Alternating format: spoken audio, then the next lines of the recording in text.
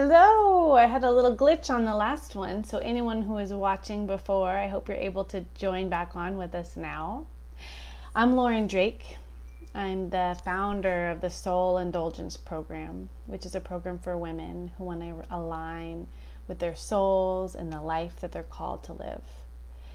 And one aspect of that is about recognizing our interconnectedness. And so I have 3 questions for you today. And as I ask these questions, I want you to throw me some responses in the chat box so I know where you're coming from. So my first question is, does the world need nourishing? Yes or no? For me, that's a very, very loud yes. No matter which domain of our existence you look at right now, the world is begging for more nourishment. My second question is, do you want to help nourish the world? Do you want to make an impact?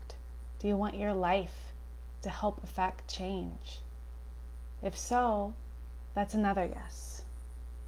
And the final question is, do you identify as having a soul or a spirit, or even just like recognizing that you have an energetic presence inside of you? If that is also a yes, then you're at the right place. When I founded this Soul Indulgence Program, I was thinking about how often women focus on, or our training, right, is about self-care, right? We do self-care, so we get a half an hour a day to go get a pedicure or do a little yoga or, read for a moment or meditate or whatever. We have these little windows, and with those little windows, we just heap on these to-dos, right? Like I can make a laundry list of all the things I know I'm supposed to do for my self-care. But all that really becomes is just a way to enforce that we are, it's not about a way of living, right? It just adds to this like multi, tasking, this kind of like we're always juggling so much, and now not only do we have to take care of our jobs or our families, we have to take care of our chores and our work in the world, and now we also have to take care of our self-care. It can feel like a burden, right? Just this added burden, and then we can feel shame if we don't do it, and guilt, and like we're procrastinating ourselves, and we're inconsistent, and even if we know it's better, it can just be another place where we can remind ourselves that we're not good enough. And so when I think about soul indulgence, and when I founded this is about it's about a different way of being, right? A different way of being where we are so connected with ourselves that it's not like this externally heaped on list of things we have to do. This is about us living in this way where we are aware of ourselves, we are aware of our impact in the world, we are aware of the things that we're called to do, the things that will nourish and fill us. And we do those things because we also know that it impacts everyone else.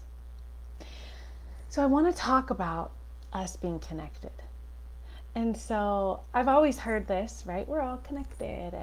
And from a scientific standpoint, just like basic earth science or biology, like I can understand this around like our symbiotic relationship with plants, right? I have a plant back here, right? That breathes out oxygen. Well, I breathe in oxygen, and I breathe out carbon dioxide, which is what the plant needs. And so we are connected with the world in this way.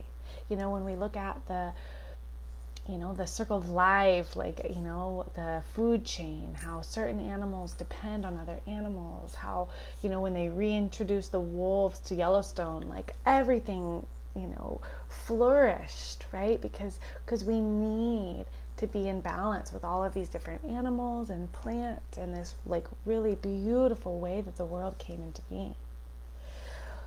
Well, there's another thing that I have learned, and I want to share it with you, and it's about like iron, right? We know that we need iron. We know if we don't have enough iron in our bodies that we can be anemic, and we know sources for this iron to eat it, right? Certain animals and certain plants will have it. But that's not where it came from. The only way that iron is formed originally is with supernova stars in the sky colliding. And that like chemical reaction that happened when those stars collided is what made iron. And iron is what is in our blood and moves through our bodies and allows our heart to beat and pump blood and for us to even get the oxygen that we need. So we are so connected physically to this world. And we are also connected energetically.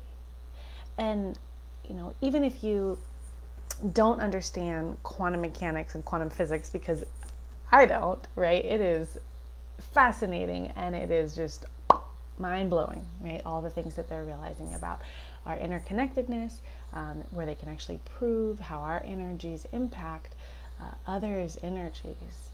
But if you look at just going and being around someone who's miserable, do you feel it? Do you feel it in your body? Do you go around someone who's miserable and feel lighthearted and joyful and like you just want to do all the things?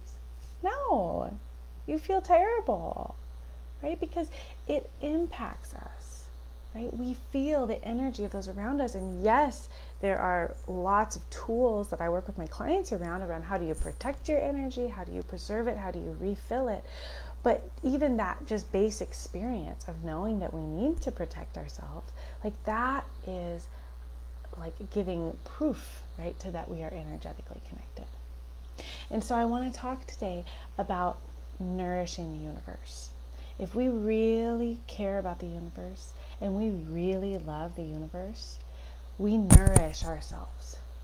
If we nourish ourselves and our souls and move towards soul indulgence, which is about listening to what it is our soul wants and acting on that, that is what can change the world, right? And so often we're taught, as all people, I think, but as women specifically, that's selfish. It's selfish to care about ourselves. It's selfish to do the things that we want, even the things that we're called to do.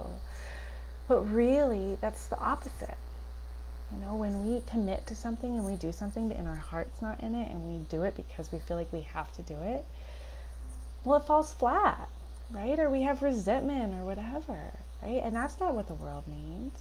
If you go volunteer at some organization, but you don't really want to do it, you're just doing it because you feel like you have to do it, and then you're kind of bitter because you didn't get to do the things that you really needed to do for you today, is that really helping? No. Versus if you do the things that you need to do for you, the things that you want to do for you do the work in the world that you want to do, you have the conversations and the relationships that you want to have, you listen to your heart's calling and you respond, right? And you immerse yourself in this kind of living, right? Where you don't take action without connecting with yourself first. This is a way of being that allows you to feel free and light and full. And that's the kind of living that I coach women to have. So if you're interested in that, just let me know.